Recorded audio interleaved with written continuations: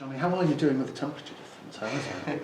Yeah, I've gone from one extreme to another, literally. I was saying today, I don't think I've trained in such cold weather before in all my years playing professionally. I think that's the coldest I've ever trained in, I'll be honest, today. How was it?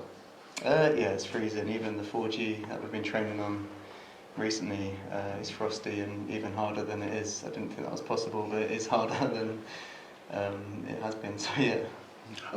What can you actually do in training at that point? Is it a bit restricted in sort of how you can play? Can you tackle full-bloodedly on the 4G and so on? I think you can't train normally as to grass. I think we're trying to adapt to the conditions, and the main thing is we're still out there and able to train and get some loaded and working before this weekend's game. I'm sure some teams haven't got that facility, so yeah, we're lucky to have that, and yeah, we've still been able to train, and thankfully we've had no injuries off the back of training on it either. A little bit of sort of time and distance on it. How do you reflect on your experience and Wales' experience at the World Cup? Yeah, on a personal note, amazing experience for myself to go to a World Cup. I never thought I'd go to one. I never thought I'd, get a cap. So to be being in the squad at the World Cup was an amazing experience. Yeah, it's a bit disappointing on the pitch. The team probably didn't perform to our levels. I think we all knew that. I think we fell short, but it's easy to forget about what an amazing achievement it was to get there, and it really was. We had to go via the playoffs, and it's really difficult to qualify for World Cup, so we can't forget what an achievement it was, and everyone played their part in getting us there. So yeah, disappointing when we were out there, because there were games we felt we should have done better in and could have done better with the team we had. But no, yeah, crazy place, and it's nice to be back. Were you giving Rob Page the eyes like on when you're 3-0 down? You're 3-0 down against England, and like, come on, give me a couple of minutes. Or about half a dozen players doing that. Yeah, I'm sure. There's a few of us that don't get to play a minute. Happy to be involved and happy in the squad. Obviously, everyone wants to play and be on the pitch. But I had no real expectation. I hadn't played since the Poland game in the summer, so I hadn't played in quite a few games. So I was more than happy to go away, and if called upon, I've always done my best and done a good job. So I was always ready, and yeah, it didn't happen that time. But yeah, great experience for the lads that did play. You've been part of the World Cup now. You've been part of the European Championships. Is there still a strong desire to keep going with Wales at this point?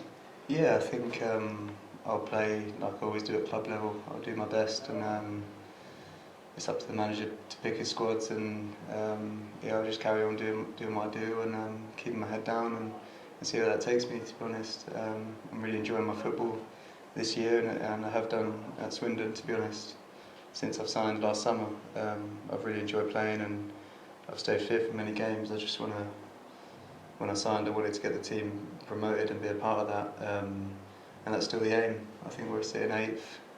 Played a game more than some other teams, but you only have to look at Bristol Rovers last year and what they achieved in the second half of the season. So yeah, I'm still very optimistic about the team. The margins between winning and drawing and losing are so slim. You only have to look at the England-France game. It comes down to a penalty, and if Harry Kane scores that, England might have gone on and won and could end up being in the World Cup final. It comes down to fine margins, and it was the same on the weekend. I thought we played quite well in the whole. We were the better team, and you need the referee to make the big decision at the end, which I thought was a stonewall penalty, and we go and win that game 1-0, and it's a different story, and we're back in the playoffs. And football is such fine margins, so we'll keep doing what we're doing, and hopefully we'll get a win on Saturday.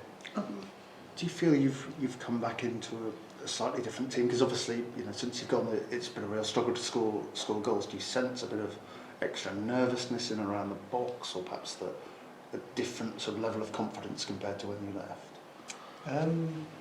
I managed to tune into a couple of games. I thought we were unlucky. I thought on the whole we were probably the better teams. But yeah, like you say, it's putting the ball in the net.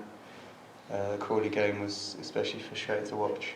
I watched it around my mum, so yeah, we were both frustrated watching that. But we're now missing some very good players. But that's the reason you got a squad, and we have to, every team has periods in the season where they have to rely on the squad, and that's why you build a squad and keep the whole squad happy. It's not just the 11 players. You know, there's people are going to have to take their chance and fit in now and prove their worth. So yeah, it provides another opportunity for someone else to come in and do well. But I think as a team we need to keep believing we're going to score. We've worked on it this week, hitting the back of the net, getting confidence, and getting repetition of filling, you know, goal scoring positions and taking that on, because the time you start neglecting the opportunities to shoot and score, you won't score. So we've got to keep believing, and it's normal to miss, but you can never stop shooting. That's what I'd say. We talked quite a lot about how much you've been missed beforehand, and you know, during this absence where it hasn't come so well. So do you feel a slightly sort of greater weight of responsibility having come back to try and lift the team? Yeah, like I said, I want to be part of promotion. I'll do what I can do on the pitch and off the pitch. You know, I've been around for many years and been lucky enough to be a part of promotion winning teams, and yeah, I'll just do my best. Try and, you know, yeah, I'll play with, like I've always done, confident, trying to drive the team forward, and if I can help and put a few in the back of the net and create, then that'll be great. The main thing is that we're winning, and I'm looking forward to being back and hopefully pushing the team up the league. Just a couple more if I can be greedy. Is there a challenge in being at a World Cup like 1 minute, almost like 2 minutes later going to Barrow? I mean, what is that sort of mental kind of readjustment like with the best one in the world? I've been looking forward to it, to be fair. I've been looking forward to playing. You know, Saturday I felt the last 15-20 minutes just purely because I hadn't played for 3 weeks, and training out there wasn't too intense due to the amount of games we had in a short period of time. So Saturday for me, fitness-wise, was great because I managed to get through a full game, and it'll put me in a much better position for the Barrow game. But yeah, you know, it's people joke about it. You've gone from one World Cup 1 week to Barrow the next. It's just life. It's football. You've got to get on with it, and yeah, and I'm looking forward to the challenge. And I had it after the Euros in 2016. I went from playing in a major tournament semi-final to playing in pre-season against Farnborough 2 weeks later. It just is what it is, and yeah, looking forward to the challenge. And then just this one, a little bit going back to us, because we touched on it. Can you sort of look in a little bit more detail? Why do you think it didn't go for Wales as you planned, as you hoped as a squad? Hard to point a finger on one thing really. The USA game, I thought we were poor first half. We didn't get a grip on the game.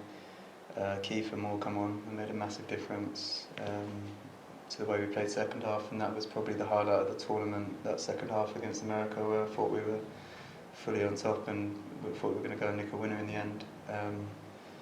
The second game was a tough one. I think that was the one that was most disappointing. But England putting 6 past Iran probably didn't help us because they wanted to come out and it was a must-win game, and I thought they were a good side. I think England putting 6 past them was a bit of a, you know, disguise, but I thought they were a good side, tough to beat. You know, USA only put 1 past them, beat them 1-0, and they're used to playing them conditions as well, and then it put us in a really hard spot to go to England and win, and also not only beat England but rely on another result to go away. It was probably a lot to ask, but yeah, I don't really know. I can't really put a finger on it. I don't think many people can. It's just if the majority of the team don't hit their capable standards, then you're not going to reach the levels you probably have in the past. All I can say is that we had a fully fit side to compete, so there's no regrets there. Where we've had that in the past, where we have had injuries and stuff and probably underperformed, but we had our full team out and hold our hands up. You know, the best teams won. So.